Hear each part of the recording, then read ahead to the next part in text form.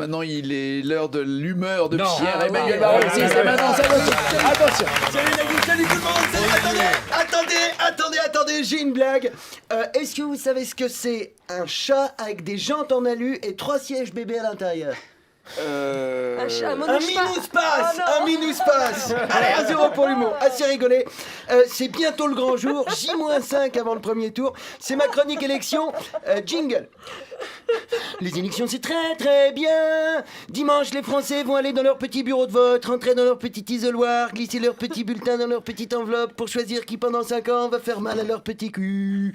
Alors, je suis à peine rentré de vacances, 2 magnifiques semaines à rien foutre, payées par vos impôts. Pendant 15 jours, j'ai eu l'impression d'être Pénélope Fillon. Je reviens détendu et serein, et là, paf, je me prends en pleine gueule la pression qu'on met sur les électeurs.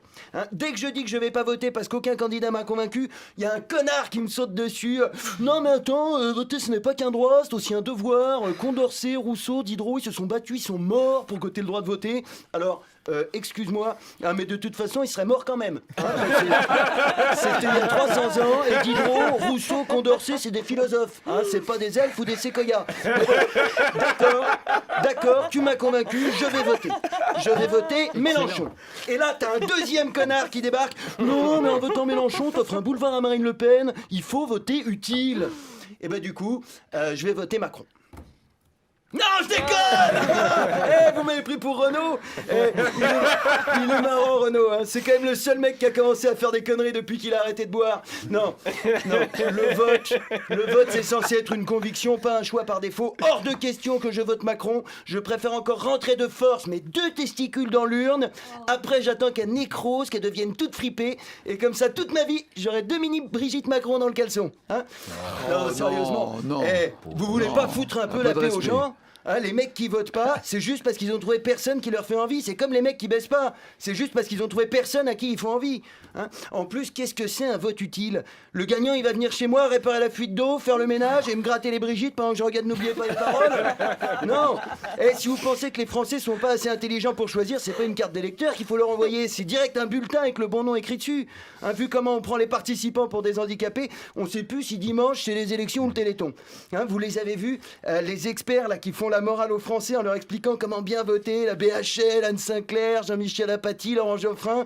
Depuis des mois, ils font des grands appels au peuple.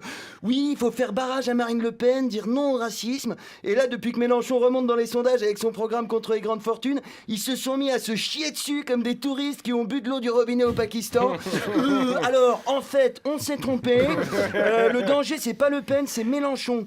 Il faut faire barrage à Mélenchon. Désolé les Arabes, mais on préfère notre argent. Ce serait tellement marrant un second tour Mélenchon-Poutou. Imaginez le plaisir de voir Routel Krief faire une crise d'épilepsie en direct.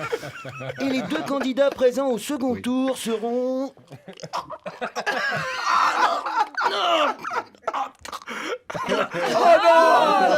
Mon argent! Barrage! Le bonheur dans la barbe.